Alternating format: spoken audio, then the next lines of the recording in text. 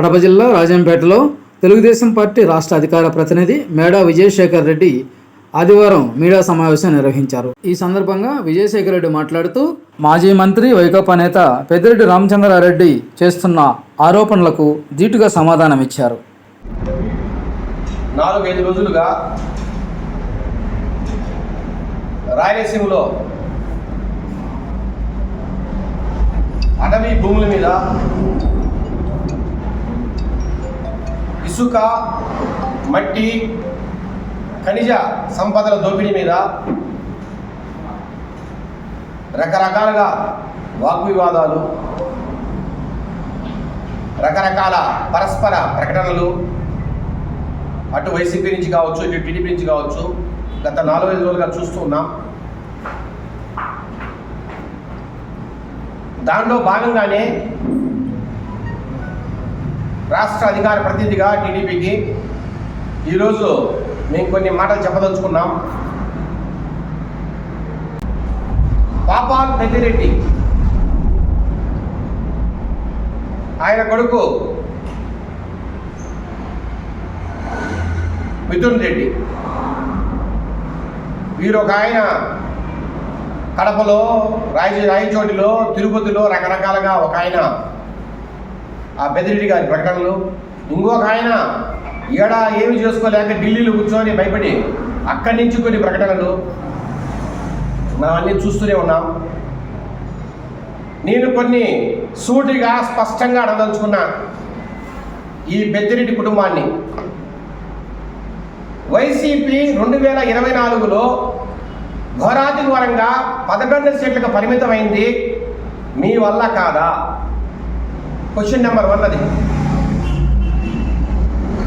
మీరు చేసిన అరాచకాల వల్ల, మీరు చేసిన అన్యాయాల వల్ల, మీరు పెట్టిన గ్రూపు తగాదాల వల్ల వైసీపీ సర్వనాశనమై ప్రజలు తీవ్రమైన ఇబ్బందులు పడి కేవలం 11 సీట్లకు పరిమితమైన మాట వాస్తవం కాదా? ఏ రోజైనా, ఇప్పుడే కాదు, కాంగ్రెస్ పార్టీ పుట్టినప్పటి నుంచి, అది తర్వాత వైకాపాగా రూపాంతరం చెందిన తర్వాత కూడా ఏ రోజైనా ఇంత దారుణంగా ఓడిపోయిన దాఖలాలు ఉన్నాయా? మంగంపేటలో వెరైటీస్ పూర్తిగా మీ ఆధీనంలో ఏ గ్రేడ్కి సంబంధించిన ఖనిజాన్ని సి గ్రేడ్గా చూపించి రకరకాల కంపెనీలు అడ్డం పెట్టుకుని 2000 కోట్లు సంపాదించే మాట వాస్తవం కాదా? మీరు చేసిన అరాచకాలు, మీరు చేసిన అన్యాయాలు పుంకాలుగా పాపం ఏమి తెలియక కొంతమంది 25 ఎకరాలు, 50 ఎకరాలు, 70 ఎకరాల అటవీ భూముల గురించి మాట్లాడుతున్నారు. కొంతమంది మీ జాతకం తెలిసిన వ్యక్తులు, మీ చరిత్ర తెలిసిన వ్యక్తులు, మీరు ఎన్ని వేల కోట్లు సంపాదించారు, ఎంత అన్యాయంగా దోచుకున్నారు, ఈ ప్రాంతాన్ని, రాయలసీమ ప్రాంతాన్ని మీరు ఎంత ఘోరంగా నాశనం చేశారనే మాట ఇంకా బయటపెట్టలా. మీరు సంతోషించండి.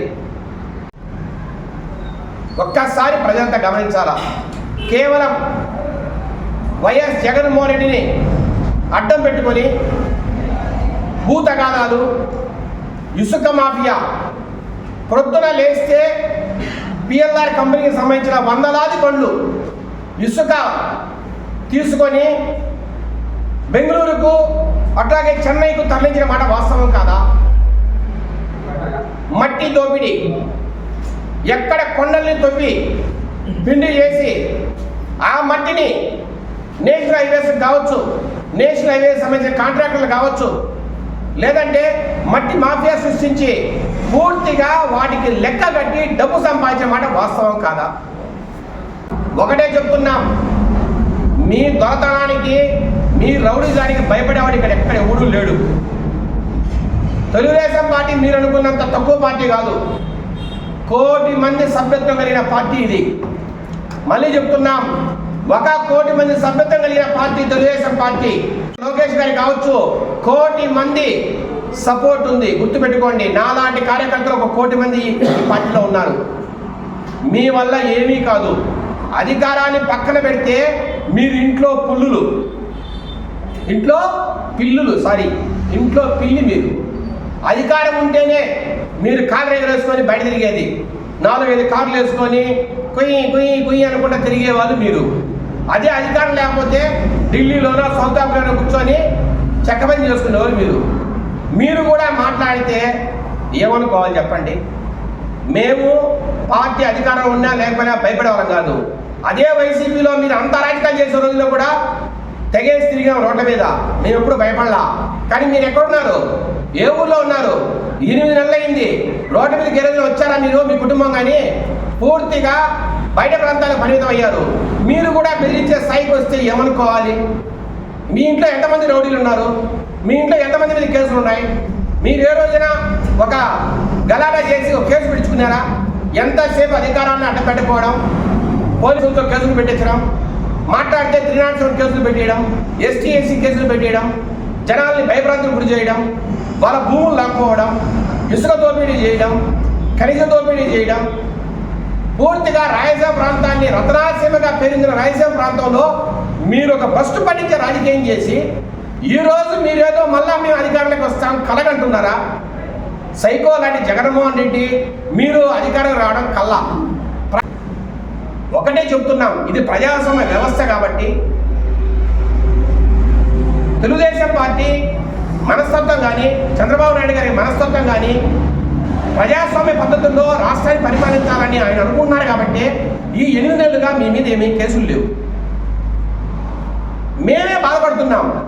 తెలుగుదేశం కార్యకర్తలుగా, తెలుగుదేశానికి ఓటేసిన వ్యక్తులుగా ఇంకా కూడా మా పార్టీకి ఏం మేలు జరగట్లేదు, మా కార్యకర్తలకు ఏం మేలు జరగట్లేదు, ఏ పోలీస్ స్టేషన్ మీద, ఏ ఎంఆర్ఓ ఆఫీస్ మీద ఇంకా వైకాపా పరిపాలన ఉన్నట్టుందని మేమే బాధపడుతున్నాం కొన్ని దగ్గరలో. అలా ఉంది ఈరోజు పరిపాలన. ఈ పరిపాలన మీరు తప్పబడతారంటే ఇంకా మీ కర్మ. మీకు ఏదో గుడ్డైనా ఉండాలి, లేదంటే చూడైనా ఉండాలి. అసలు విజయసాయి రెడ్డికి ఉన్న రాజకీయ జ్ఞానం ఏంటి? అతను ఒక చార్టెడ్ అకౌంటెంట్.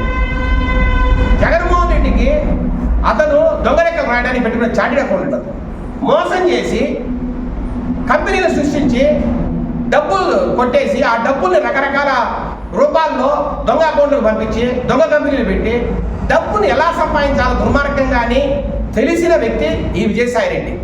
దానికోసమే జగన్మోహన్ రెడ్డి అతను పక్కన పెట్టారు.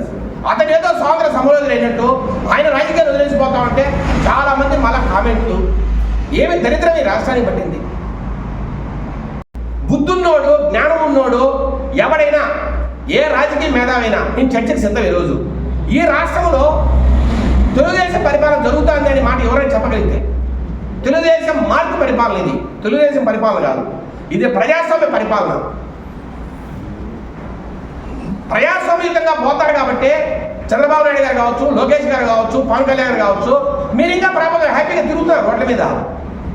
మిమ్మల్ని లేదు అంట అన్యాయంగా కేసులు పెడతాను, మేము దేనికైనా సిద్ధం ఎదుర్కోవడానికి.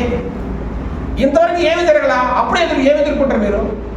ఏమైనా జరిగితే అప్పుడు మాట్లాడతాం ఎదుర్కోవడానికి. మా మీద కేసులు పెట్టాడు, మీ మీద కేసులు పెడితే మీరు ఈ ఊళ్ళో కూడా తిరగలేదు. జాంబియాగో సౌదర్గా పారిపోయేవాళ్ళు. వస్తాయి, ఆరోగ్యం కూడా వస్తాయి, నాకు తొందరపడద్దు.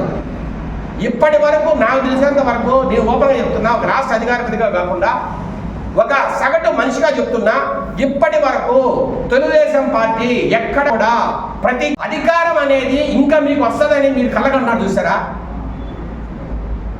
వేదాలు దయ్యాలు వల్లించినట్టే. మీరు చేసిన అరాచకాలు ఇంకా మర్చిపోండి జనం. కాంగ్రెస్ పార్టీ ఎలాగైతే తెలంగాణను విడగొట్టి ఆంధ్రాకు ద్రోహం చేసి ఇప్పటివరకు కనుమరుగు అయిపోయిందో, అట్లా మీరు ఈ రాష్ట్రానికి అన్యాయం చేసి అరాచకాలు చేసి కనీసం ఒక 25-30 సంవత్సరాలు మీ అరాచకాలని ప్రజలు మర్చిపోయే పరిస్థితిలో లేరు. అవి గుర్తించడం వల్ల నిద్రలేసి ఉలిక్కిపడి నిద్రలేసే పరిస్థితి ప్రజలు. మీరు మీ పోలీస్ కేసులు, అసలు ఎస్ఐలు, సిఐలు, డిఎస్పీలు మీరు వాడినట్టు, మీరు పోలీసు కేసులు పెట్టించినట్టు ఈ ప్రపంచంలో ఏ నియంత్రణ పెట్టించాడా? పెద్ద పెద్ద నియంత్రణలు, చెంగిస్ ఖాను, రకరకాల హిట్లర్లు, చాలామందిని మనము చరిత్రలో చదివాము. ఎవరైనా మీలాగా కేసులు పెట్టించాడా? ఎవరైనా మీలాగా హరాస్మెంట్ చేశాడా? అంతెందుకు వైసీపీ పార్టీలో, వైకాపా పార్టీలో గ్రూపును మెయింటైన్ చేసి, గ్రూపుల్ని ఎగదోలి, నాయకుల్ని నాశనం చేసి, చాలామంది నాయకులు భ్రష్టు పట్టించి ఆ పార్టీ పత్రానికి కారణం మీరు కాదా? ఇంకా మిమ్మల్ని పెట్టుకొని ఆ జగన్మోహన్ రెడ్డి మిమ్మల్ని ఇంకా కోఆర్డినేటర్లను తిప్పుతూ మాకు జిల్లా తిప్పుతా అంటే ఆయన ధైర్యం పెట్టాడితో కూడా ఒక్కసారి ఆలోచించుకోవాలి జగన్మోహన్ రెడ్డి గారు. నీకు ధైర్యం నిజంగా పెద్ద గుండండి మీది జగన్మోహన్ రెడ్డి గారికి. వీళ్ళు ఇంకా తిప్పుతారు మీరు ఇంకా ప్రజల్లో. వీళ్ళు ఏదో పెద్ద సభ్యులు వీళ్ళు పోతే ఓట్లు పడతాయని ఆయన జగన్ కూడా అనుకుంటున్నాడు. ఇంతకన్నా ఘోరమైన విషయం కూడా ఉండదు.